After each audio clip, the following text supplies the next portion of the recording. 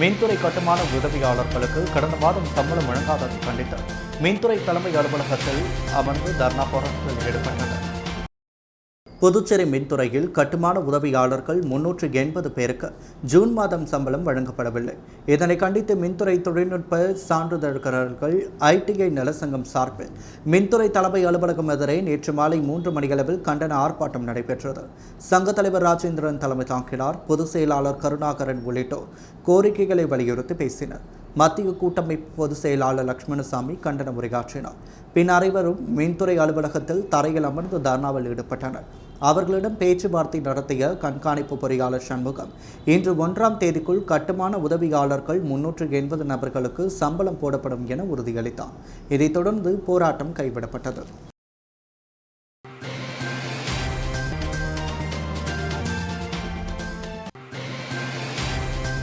புதுச்சேரியில் நடைபெற்ற தேசிய மருத்துவர்கள் தின விழாவில் மருத்துவர்களுக்கு விருதுகளை வழங்கி துணைநிலை ஆளுநர் தமிழிசை சவுந்தரராஜன் பாராட்டினார். புதுச்சேரி கதிர்காமம் இந்திரா காந்தி அரசு மருத்துவக் கல்லூரி மருத்துவமனையில் சுகாதாரத்துறை சார்பில் நடைபெற்ற தேசிய மருத்துவர் தின விழாவில் துணைநிலை ஆளுநர் மருத்துவர் தமிழிசை சவுந்தரராஜன் பங்கேற்று கொரோனா தொற்று காலத்தில் சிறப்பாக பணியாற்றிய மருத்துவர்களுக்கு விருதுகளை வழங்கி பாராட்டினார். மருத்துவர்கள் தங்கள் சேவை பணியோடு தங்களது உடலையும் கவனித்துக் கொள்ள வேண்டும். அது அவர்களுக்கும் இந்த சமுதாயத்திற்கு நன்மையாக அமையும் என்று ஆளுநர் தமிழிசை அறிவுரை வழங்கினார். மருத்துவர்கள் நோயாளிகளின் உயிரை பாதுகாப்பவர்கள் என்றும் அரசு மருத்துவர்களை பாதுகாக்கிறது எனவும் 1500 மருத்துவர் கொரோனா பணியின் பொழுது உயிரிழந்துள்ளதாக தெரிவித்தார். மேலும் மருத்துவர் மற்றவர்களை பரிசோதனை செய்து கொள்ள வேண்டும் என அறிவுறுத்துகின்றனர் எனவும் அந்த நேரத்தில் மருத்துவர்கள் தங்களை பாதுகாத்துக் கொள்ள வேண்டும் எனவும் கொரோனா இதேபோல் கட்டுப்பாடுகள் வர வேண்டும் என கடவுளை பிரார்த்திப்பதாகவும் தெரிவித்துள்ளார். வெள்ளுடை தேவதைகளாக செயல்பட்ட மருத்துவர்களின் பாதம் தொட்டு நன்றி தெரிவித்துக் கொள்வதாக துணைநிலை ஆளுநர் தமிழிசை தெரிவித்துள்ளார். தொடர்ந்து பேசிய அவர், மருத்துவர்களை இந்த சமுதாயம் வேறொரு மாதிரி பார்க்கின்றது எனவும் நோயாளிகளிடம் பார்த்து பேசுவது பல நேரங்களில் குறைந்து விடுகிறது. அப்படியில்லாமல் நோயாளிகளிடம் மருத்துவர்கள் கனிவாக பேச வேண்டும். பொதுமக்கள் அனைவரும் தடுப்பூசி போட்டுக் கொள்ளுங்கள். அரசாங்க மருத்துவமனைகள் தான் சாதாரண மக்களின் கடைசி நம்பிக்கையாக உள்ளது எனவும் அரசு மருத்துவமனைகளில் பணியாற்றுபவர்கள் சிறப்பாக பணியாற்ற வேண்டும் எனவும் கேட்டுக்கொண்டார். மருத்துவர் தினத்தை முன்னிட்டு இந்திரா காந்தி மருத்துவக் கல்லூரி வளாகத்தில் மரக்கன்றுகளையும் ஆளுநர் நட்டு வைத்தார். இவ்விழாவில் சுகாதாரத்துறை செயலர் அருண் மற்றும் சுகாதாரத்துறை இயக்குநர் மோகன்குமார், மருத்துவக் கல்லூரி இயக்குநர் மற்றும் உதயகுமார் ஆகியோர் கலந்து கொண்டனர்.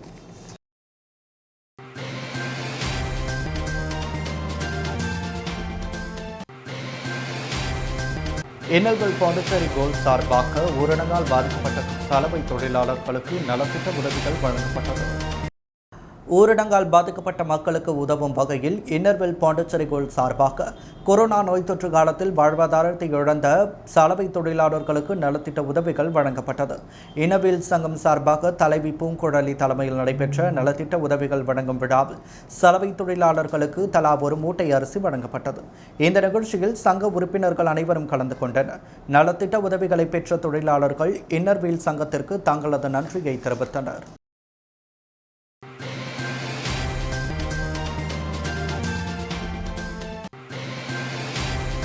புதுச்சேரியில் சுருக்கு வலை பயன்படுத்துவதற்கு எதிர்ப்பு தெரிவித்து 50க்கும் மேற்பட்ட விசைப்படகு உரிமையாளர்கள் மீன்வளத்துறை இயக்குநர் அலுவலகத்தை இழுத்து பூட்டி அதிகாரிகளை சிறைப்பிடித்து போராட்டத்தில் ஈடுபட்டதால் பரபரப்பு ஏற்பட்டது.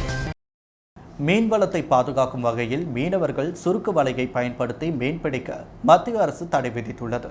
இந்த நிலையில் புதுவையில் உள்ள ஒரு பிரிவு மீனவர்கள் சுருக்கு வலையை பயன்படுத்த அனுமதிக்க வேண்டும் என நேற்றைய தினம் சட்டமன்றத்தை முற்றுகையிட்டனர். அப்பொழுது அவர்களிடம் பேசிய சபாநாயகர் செல்வம், சுருக்கு வலை பயன்படுத்த வாய்மொழியாக அனுமதி அளித்ததாக கூறப்படுகிறது. இந்த நிலையில் இதற்கு எதிர்ப்பு தெரிவித்து புதுச்சேரியில் உள்ள 16 மீனவ கிராமத்தை சேர்ந்த 50க்கும் மேற்பட்ட விசைப்படகு உரிமையாளர்கள் தேங்காய்த்திட்டு மீன்பிடி துறைமுகத்தில் உள்ள மீன்வளத்துறை அலுவலகத்தை முற்றுகையிட்டு போராட்டத்தில் ஈடுபட்டனர். அப்பொழுது அவர்கள் அலுவலக வாயிலை இழுத்து பூட்டி உள்ளார்ந்து அதிகாரிகளை சிறைப்பிடித்தனர். தொடர்ந்து அலுவலக வாயிலில் அமர்ந்து கண்டன கோஷங்களை எழுப்பினர். மேலும் அரசு சுருக்கு வலை பயன்படுத்துவதை தடுக்காவிட்டால் ஒட்டுமொத்த விசைப்படகு உரிமையாளர்களை ஒன்றிணைத்து மிகப்பெரிய போராட்டத்தில் ஈடுபடுவோம் என தெரிவித்துள்ளனர்.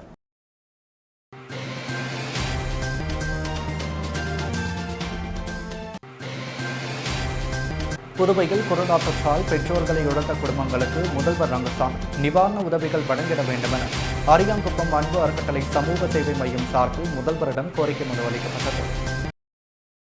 அரியாங்குப்பத்தில் இயங்கி வரும் அன்பு அறக்கட்டளை சமூக சேவை மையம் கடந்த சில தினங்களுக்கு முன்பு பத்திரிகை மற்றும் ஊடகங்கள் வாயிலாக உச்சநீதிமன்ற உத்தரவுப்படி பள்ளிகள் 75% கட்டணத்தை வசூலிக்க வேண்டும் என தெரிவித்த நிலையில் முதலமைச்சர் ரங்கசாமி புதுவை மாநிலத்தில் அனைத்து பள்ளிகளிலும் 75% கல்வி கட்டணத்தை வசூலிக்க வேண்டும் என உத்தரவிட்டதுடன் இயங்காத பள்ளிகள் வருடாந்திர கட்டணம், பேருந்து கட்டணம், சீருடை கட்டணம், கூடுதல் பாடத்திட்ட நடவடிக்கைக்கான கட்டணம், நூலக ஆய்வாளர், விளையாட்டு, நுண்கலை, மருத்துவ உள்ளிட்ட எந்த கட்டணமும் வசூலிக்கக்கூடாது என்று உத்தரவிட்டிருந்தார்.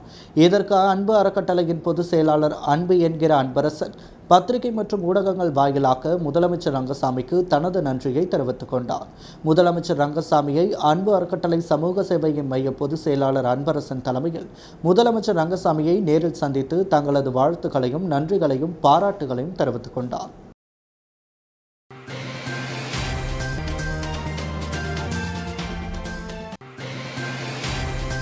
நயினார் மண்டபம் மக்கள் நல இயக்கம் சார்பில் தேசிய மருத்துவர் தினத்தை முன்னிட்டு முருங்கப்பாக்கம் ஆரம்ப சுகாதார நிலையத்தில் பணிபுரியும் மருத்துவர்கள், செவிலியர்களுக்கு மலர் தூவி இனிப்பு வழங்கி மரியாதை செலுத்தப்பட்டது.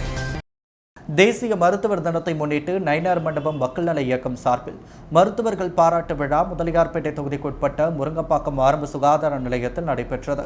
ஆரம்ப சுகாதார நிலையத்தில் பணிபுரியும் மருத்துவர்கள், செவிலியர்கள் ஆகியோருக்கு நயினார் மண்டபம் மக்கள் நல இயக்க நிறுவன தலைவர் சத்யராஜ் தலைமையில் நிர்வாகிகள் சால்வை அணிவித்து இனிப்புகள் வழங்கியும் அனைத்து மருத்துவர்களும் செவிலியர்களும் மலர் தூவி மரியாதை செலுத்தி மருத்துவர்கள் தின நல்வாழ்த்துக்களை தெரிவித்தனர். கொரோனா போன்ற கொடிய நோயால் வாடிய மக்களுக்கு தங்கள் உயிரையும் பற்றி அச்சம் கொள்ளாமல் இரவு பகல் என்று பாராமல் மக்களை காப்பாற்றுவது நோக்கமாக செயல்பட்ட அனைத்து மருத்துவர்களுக்கும் மக்கள் நல இயக்கம் சார்பாக நன்றியை தெரிவித்துக் கொள்வதாக அதன் நிறுவன தலைவர் சத்யராஜ் தெரிவித்தார்.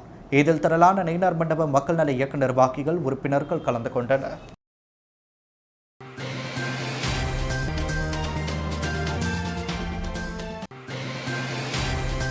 புதியதாக பதவியேற்றுள்ள புதுச்சேரி பேரவையின் பாஜக உறுப்பினர்கள் பிரதமர் மோடியை நேரில் சந்தித்து வாழ்த்து பெற்றனர். புதுச்சேரி சட்டப்பேரவை வரலாற்றிலேயே முதன்முறையாக 6 சட்டமன்ற உறுப்பினர்களை பாஜக பெற்றுள்ளது. பேரவைத் தலைவர் பதவியும் பாஜகவிற்கு கிடைத்துள்ளது. கடந்த 27ஆம் தேதி பாஜகவிலிருந்து அமைச்சர்களாக நமசிவாயம், சாய் சரவணகுமார் ஆகியோர் பதவியேற்றனர். இந்த நிலையில் பாஜக சட்டப்பேரவை கட்சித் தலைவர் நமசிவாயம், மாநில தலைவர் சுவாமிநாதன் ஆகியோர் தலைமையில் அமைச்சர் சாய் சரவணகுமார், தேர்வான சட்டமன்ற உறுப்பினர்கள் கல்யாண சுந்தரம், ஜான்குமார், விவிலியன் ரிச்சர்ட், நியமன சட்டமன்ற உறுப்பினர்கள் வெங்கடேசன், VP ராமலிங்கம், அசோக் பாபு, பாஜகவை ஆதரிக்கும் 3 சுயேச்சை சட்டமன்ற உறுப்பினர்கள் ஆகியோர் டெல்லி சென்று பிரதமர் இல்லத்தில் பிரதமர் மோடியை சந்தித்து வாழ்த்து பெற்றனர். டெல்லி பயணம் தொடர்பாக பாஜக தரப்பில் விசாரித்த பொழுது பிரதமர் மோடி அளித்த வாக்குறுதியான பெஸ்ட் புதுவையை உருவாக்க மத்திய அரசு உறுதுணையாக இருக்க வேண்டும் எனவும், புதுவைக்கு பல வளர்ச்சி திட்டங்களுக்கு தேவையான நிதியை ஒதுக்கி தர வேண்டும் எனவும் இந்த சந்திப்பில் வலியுறுத்தியுள்ளனர். புதுச்சேரி சட்டப்பேரவை தேர்தலில் என்ஆர் காங்கிரஸ் பாஜக கூட்டணி அதிக இடங்களில் வெற்றி பெற்று ஆட்சி அமைத்துள்ளது குறிப்பிடத்தக்கது.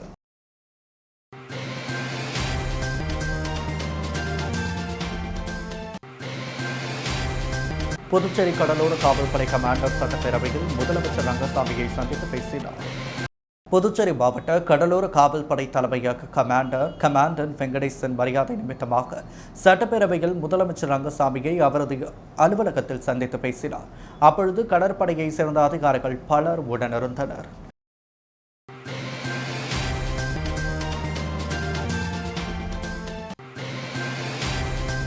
புதுச்சேரி கருவடிக்குப்பம் சாராயக்கடை கழிவுகளால் குப்பைகள் சூழ்ந்து துர்நாற்றம் வீசி நோய் ஏற்படும் அபாயம் ஏற்படுவதாக அப்பகுதி மக்கள் புகார் தெரிவித்துள்ளனர். புதுச்சேரி கருவடிக்குப்பம் பகுதியில் அமைந்துள்ள சாராயக்கடை அருகே தனியாருக்கு சொந்தமான காலிமனை உள்ளது. அங்கு சாராயக்கடையில் உபயோகப்படுத்தப்படும் பிளாஸ்டிக் கவர், உணவு பொட்டலங்கள், சாராய பாட்டில்கள் மற்றும் சமைக்கப்படும் உணவு கழிவுகள் அனைத்தையும் காலிமனைகளில் வீசுவதால் மனையை சுற்றி குப்பை கழிவுகள் தேங்கி துர்நாற்றம் வீசி பல்வேறு நோய் தொற்று ஏற்படும் அபாயம் உள்ளது. அது மட்டுமின்றி காலை முதலே மது குடிக்க வரும் மதுப்பிரியர்கள் காலிமனையில் அமர்ந்து சாராயம் குடிப்பதுடன் பல்வேறு குற்ற செயல்களிலும் ஈடுபட்டு வருகின்றனர். மேலும் இதுகுறித்து யாரேனும் கேட்டால் தகராறுகளில் ஈடுபட்டு வருகின்றனர். எனவே அரசும் காவல்துறையும் விரைந்து நடவடிக்கை எடுக்க வேண்டும் என அப்பகுதி பொதுமக்கள் வேண்டுகோள் விடுத்துள்ளனர்.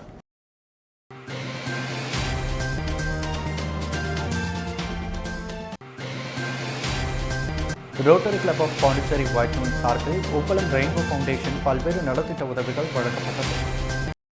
Rotary club of Pondicherry white town சார்பில் அன்னபூர்ணா திட்டத்தின் கீழ் புதுச்சேரி உப்பளம் ரெயின்போ ஃபவுண்டேஷனில் உள்ள ஆதரவற்ற குழந்தைகளுக்கு அன்னதானம் மற்றும் பல்வேறு நலத்திட்ட உதவிகள் வழங்கப்பட்டது.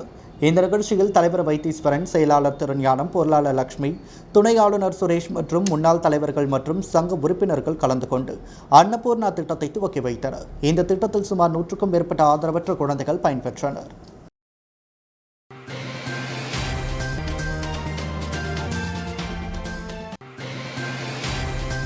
ஊசுடு தொகுதி குடப்பாக்கம் தாமரை குளத்தில் பாஜக சார்பில் தேசிய துணைத் தலைவர் அருணா தலைமையில் மரக்கன்றுகள் நடப்பட்டது. புதுச்சேரி பாஜக சார்பில் மரம் நடு விழா குடப்பாக்கம் தாமரை குளத்தில் நடைபெற்றது. இந்த விழாவில் பாஜக தேசிய துணைத் தலைவர் அருணா சிறப்பு விருந்தினராக கலந்து கொண்டு மரக்கன்றுகளை நட்டு வைத்தார். இந்த நிகழ்ச்சிக்கு பாஜக மாநில துணைத் தலைவரும் முன்னாள் சட்டமன்ற உறுப்பினருமான தீபாய்தான், காங்கிரஸ் பிரமுகர் ஜெயக்குமார், ரெட்டியார் ஆகியோர் முன்னிலை வகித்தனர். முன்னதாக பாஜக மகளிர் அணி நிர்வாகிகள் பிரபாவதி, லட்சுமி ஆகியோர் தலைமையில் தேசிய துணைத் தலைவர் அருணாவிற்கு மாலை அணிவிக்கப்பட்டு வரவேற்பு அளிக்கப்பட்டது. இந்த நிகழ்ச்சியில் சிறப்புழைப்பாளராக வில்லியனூர் கொம்யூன் ஆணையர் ஆறுமுகம் மற்றும் பாஜக நிர்வாகிகள் கலந்து கொண்டனர்.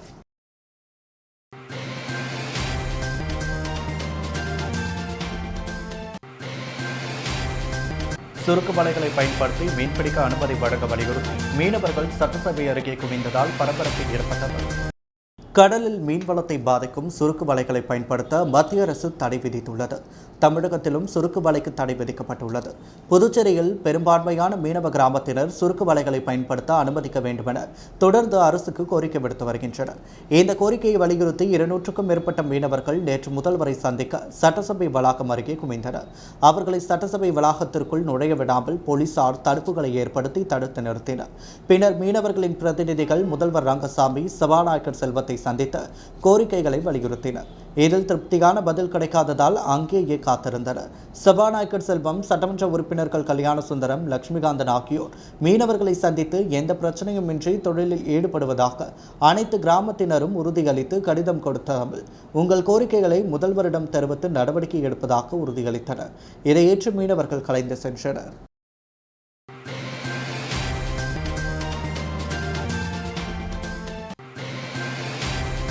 புதுவையில் 1ஆம் தேதி முதல் சமையல் எரிவாயு சிலிண்டர் விலை உயர்த்தப்பட்டுள்ளதாகவும் இந்த விலை உயர்வு நேற்று நள்ளிரவு முதல் அமலுக்கு வந்துள்ளதாகவும் எண்ணெய் நிறுவனங்கள் அறிவித்திருப்பது பெரும் பரபரப்பை ஏற்படுத்தியுள்ளது.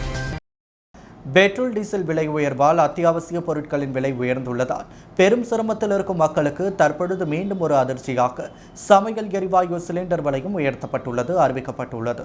அதுவும் இன்று முதல் இந்த விலை உயர்வு அமலுக்கு வருகிறது என அறிவிக்கப்பட்டுள்ளது. அதன்படி புதுச்சேரி மாநிலத்தில் வீடுகளில் பயன்படுத்தப்படும் மானிய கேஸ் சிலிண்டர் விலை ₹24.50 விலை உயர்த்தப்பட்டுள்ளது.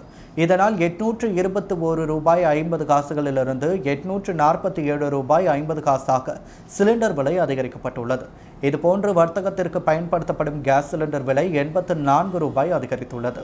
₹1602 ₹1686.50 விலை உயர்ந்துள்ளது. ஏப்ரல், மே, ஜூனில் சமையல் சிலிண்டர் விலை ₹821.50 இருந்த நிலையில் 3 மாதத்திற்கு பிறகு உயர்த்தப்பட்டுள்ளது.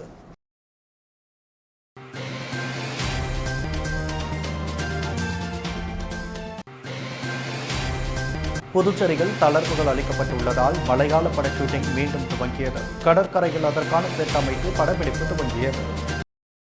புதுச்சேரி மற்றும் தமிழக பகுதிகளில் கொரோனா நோய் தொற்று பரவல் காரணமாக பொது இடங்களில் மக்கள் கூடுவது உள்ளிட்ட பல்வேறு கட்டுப்பாடுகள் விதிக்கப்பட்டிருந்தது. இதன் ஒரு பகுதியாக சினிமா ஷூட்டிங், நாடக ஷூட்டிங் உள்ளிட்டவை தடை செய்யப்பட்டிருந்த நிலையில் புதுச்சேரியில் ஷூட்டிங் நடத்த அனுமதி அளிக்கப்பட்டுள்ளது. அதனை அடுத்து புதுச்சேரி கடற்கரை சாலையில் மலையாள பட ஷூட்டிங் தற்பொழுது துவங்கியுள்ளது. அதற்கான ஏற்பாடுகளும் கடற்கரை சாலையில் செய்யப்பட்டு ஷூட்டிங் தற்பொழுது மீண்டும் துவங்கியுள்ளது. மலையாள நடிகர் பிருத்திவிராஜ் நடிக்கும் படத்தின் சில காட்சிகள் படமாக்கப்பட்டு வருகிறது. இதுகுறித்து புரொடக்ஷன் மேனேஜர் குமரன் கூறுகையில், புதியதாக பொறுப்பேற்றிருக்கும் முதலமைச்சர் ரங்கசாமி தலைமையிலான அரசு படப்பிடிப்புகளுக்கு கொரோனா வரிகளை ரத்து செய்ய வேண்டும். வரி ரத்து செய்யப்பட்டால் அதிகப்படியான படப்பிடிப்பு புதுச்சேரியில் நடைபெறும். எனவே புதுச்சேரிக்கு அதிகப்படியான வருவாய் ஈட்ட முடியும். எனவே அரசு கொரோனா வரியை உடனடியாக ரத்து செய்ய வேண்டும் என கேட்டுக்கொண்டார்.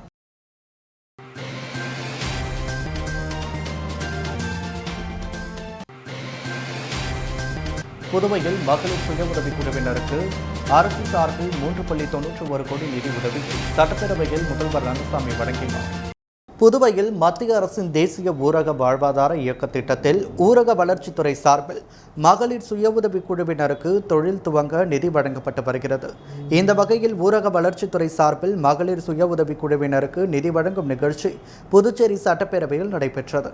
முதல்வர் ரங்கசாமி பங்கேற்று 3.91 கோடி மதிப்பில் நிதி உதவி திட்டங்களை மகளிர் சுய உதவிக்குழு கூட்டமைப்புகளுக்கு வழங்கினார். நலிவுற்றோர் குறைப்பு நிதி, சமுதாய மூல நிதி, விவசாய மகளிர் அபிவிருத்தி திட்டத்தின் கீழ் பண்ணை கருவிகள் வாடகை நிலையம் ஏற்படுத்துவதற்கான நிதி ஆகிய திட்டங்களின் கீழ் மகளிர் குழுவினருக்கு நிதி உதவி வழங்கப்பட்டது. அமைச்சர் லட்சுமி நாராயணன், அதிகாரிகள் மற்றும் மகளிர் குழுவினர் இந்நிகழ்வில் கலந்து கொண்டனர்.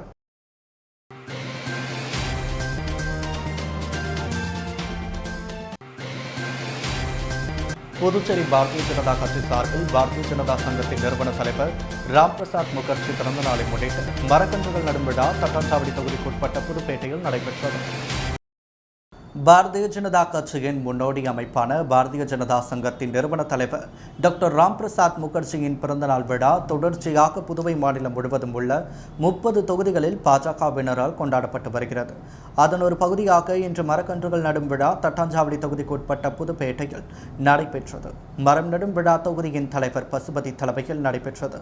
தொகுதியின் பொதுச் செயலாளர் ரமணா சங்கர் கிருஷ்ணமூர்த்தி முன்னிலை வகிக்க சிறப்பு விருந்தினராக தேசிய துணைத் தலைவி அருணா மற்றும் மாநில பொதுச் செயலாளர் மோகன்குமார், மாநில துணைத் தலைவர் முன்னாள் சட்டமன்ற உறுப்பினர் தீபாய்தான், கூட்டுறவு பிரிவு மாநில தலைவர் வெற்றி செல்வம், உழவர்கரை மாவட்ட தலைவர் நாகேஸ்வர் ஆகியோர் கலந்து கொண்டு 50 மரக்கன்றுகள் புதுப்பேட்டை பகுதியில் நட்டனர்.